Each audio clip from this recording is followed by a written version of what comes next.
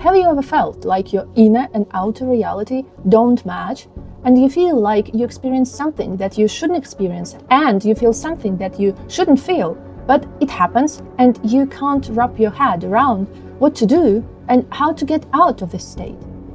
Well, if you experienced that, congratulations, you have experienced a state of cognitive dissonance. But what is this cognitive dissonance? Well, as I described earlier, cognitive dissonance is the state of this conflict between your inner reality and your outer reality. It means that they don't match, and they don't match to the point where it actually starts to break your psyche. It becomes the very precipice of every trauma that we have experienced in our life. So every trauma which is a distress without resolve is the result of experiencing cognitive trauma and not being able to get out of it in one piece and alive, but rather coping with that and hoping that you will resolve it sometime later. Oftentimes, the state of cognitive dissonance happens when we are children. For example, you know that your parents are supposed to love you, to take care of you, but at the same time, right now in this very moment, you are experiencing an abuse from your father, for example, who is beating you up like crazy.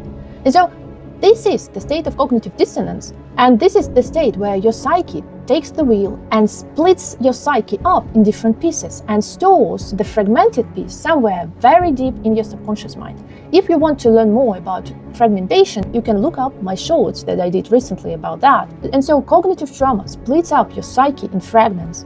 These fragments, the ones who didn't manage to cope, are hidden somewhere in subconscious mind, and the ones who were able to cope, they become a part of your personality, of your ego structure.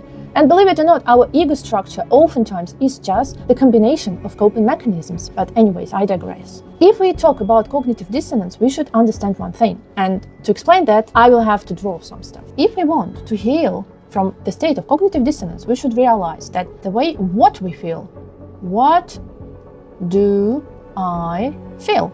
And the way how our reality is constructed, or in other words, just what and how should actually match.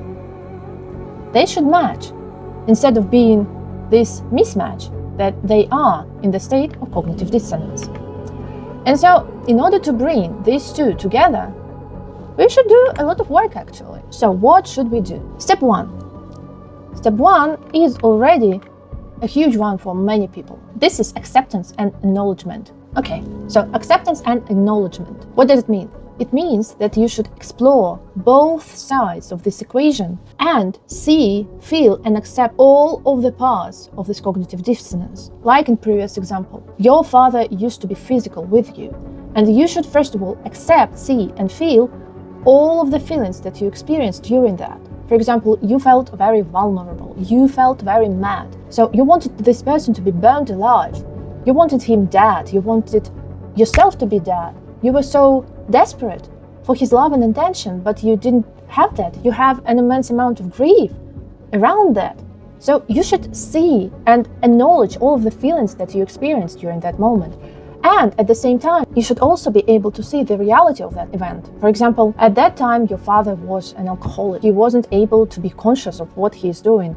And your mom wasn't protective enough and wasn't able to intervene somehow in a positive way.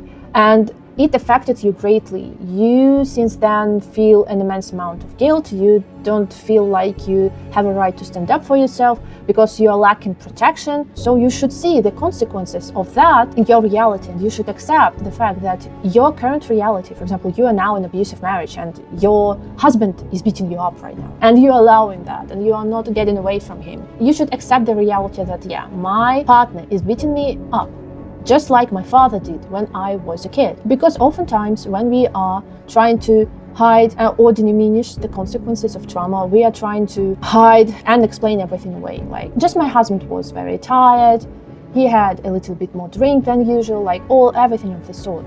Usually we try to explain everything away, but here our task is not to explain anything away, but accept the total reality, what is going on. So this is number one, acceptance. Step number two will demand you to have some kind of emotional literacy. Step number two involves working with your feelings. So first step, you are accepting how you felt during the trauma, during the state of cognitive dissonance. But now you have to fully re-experience that. And not a lot of people have this amount of emotional literacy. So that's why if you have someone who can help you with that, please reach for help. But if you have the basic understanding of how to work with your emotions through different techniques, that's the place where you should do that. So point number two is emotional release.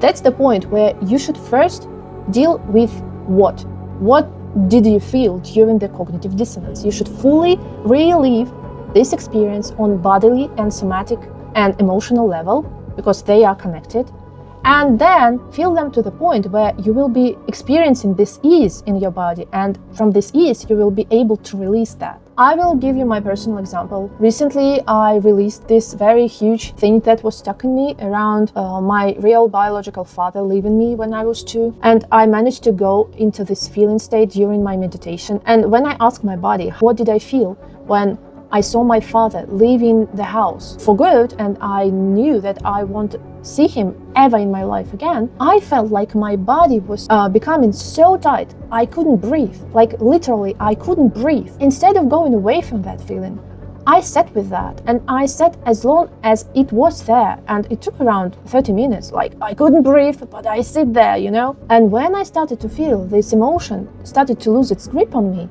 I realized that's where the change in my mind is happening.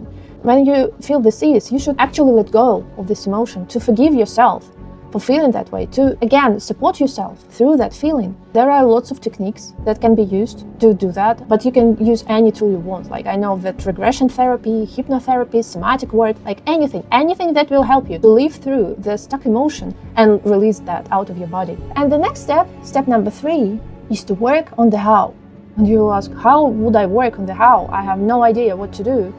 And that's the most interesting thing, because this is something that I came up with after dwelling in traditional Chinese medicine, and where it says that the female energy, the yin, it defines any matter that will be created. So it gives the substance to form. If we heal the substance, the form will be healthy as well. Like blood nourishes everything. It gives essence to every organ in your body. And so every organ is shaped accordingly to vessels that it has. And vessels are the part of female energy. And once you released your emotional state, you already started to change the how your reality will be formed, because the essence has changed. Because you are now not in the state of deep fear.